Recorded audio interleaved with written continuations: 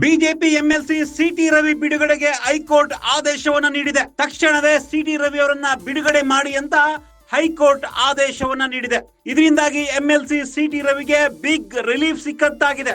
ಆದ್ರೆ ತನಿಖೆಗೆ ಸಹಕರಿಸಬೇಕು ಅಂತ ಹೈಕೋರ್ಟ್ ಷರತ್ತನ್ನ ವಿಧಿಸಿದೆ. ಆದ್ರೆ ಸಿಟಿ ರವಿ ವಿರುದ್ಧದ ಏನ್ ಎಫ್ಐಆರ್ ಆಗಿತ್ತು, ಆ ಎಫ್ಐಆರ್ ಅನ್ನ ರದ್ದು ಮಾಡೋದಕ್ಕೆ ಹೈಕೋರ್ಟ್ ನಿರಾಕರಿಸಿದೆ. ಸಚಿವೆ ಲಕ್ಷ್ಮಿ ಹೆಬ್ಬಾಳ್ಕರ್ ವಿರುದ್ಧ ಅಶ್ಲೀಲವಾಗಿ ಕೀಳು ಮಟ್ಟದ ಭಾಷೆಯನ್ನ ಬಳಸಿದ್ರು ಸಿಟಿ ರವಿ ಅನ್ನೋ ಒಂದು ಆರೋಪ ಇತ್ತು.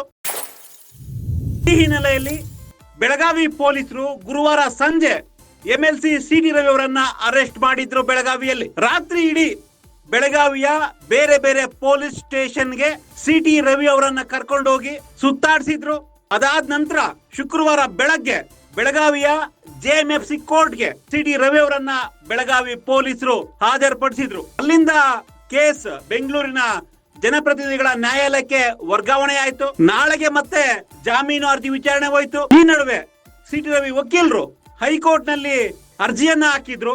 ಏನ್ ಸಿಟಿ ರವಿ ವಿರುದ್ಧ ಎಫ್ಐಆರ್ ದಾಖಲಾಗಿತ್ತು, ಈ ಒಂದು ಎಫ್ಐಆರ್ ಅನ್ನ ರದ್ದು ಮಾಡಬೇಕು ಅಂತ ಅರ್ಜಿಯನ್ನ ದಾಖಲು ಮಾಡಿದ್ರು. ವಿಚಾರಣೆ ನಡೆಸಿದ ಹೈಕೋರ್ಟ್ ಇದೀಗ ತಕ್ಷಣಕ್ಕೆ ಸಿಟಿ ರವಿ ಅವರನ್ನ ಬಿಡುಗಡೆ ಮಾಡಿ ಅಂತ ಆದೇಶವನ್ನ ಹೊರಡಿಸಿದೆ. ಇದು ಮಧ್ಯಂತರ ಆದೇಶ.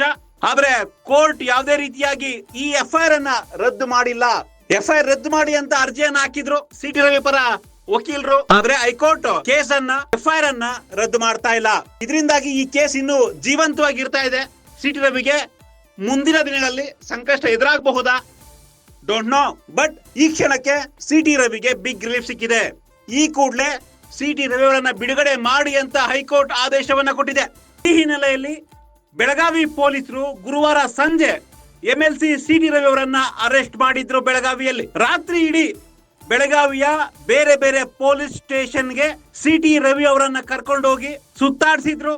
ಅದಾದ ನಂತರ ಶುಕ್ರವಾರ ಬೆಳಗ್ಗೆ ಬೆಳಗಾವಿಯ ಜೆಎಂಎಫ್ಸಿ ಕೋರ್ಟ್ಗೆ ಸಿಟಿ ರವಿ ಅವರನ್ನ ಬೆಳಗಾವಿ ಪೊಲೀಸರು ಹಾಜರುಪಡಿಸಿದ್ರು. ಅಲ್ಲಿಂದ ಕೇಸ್ ಬೆಂಗಳೂರಿನ ಜನಪ್ರತಿನಿಧಿಗಳ ನ್ಯಾಯಾಲಯಕ್ಕೆ ವರ್ಗಾವಣೆ ಆಯ್ತು. ನಾಳೆಗೆ ಮತ್ತೆ ಜಾಮೀನು ಅರ್ಜಿ ವಿಚಾರಣೆ ಹೋಯ್ತು. ಈ ನಡುವೆ ಸಿಟಿ ರವಿ ವಕೀಲರು ಹೈಕೋರ್ಟ್ ನಲ್ಲಿ ಅರ್ಜಿಯನ್ನ ಹಾಕಿದ್ರು.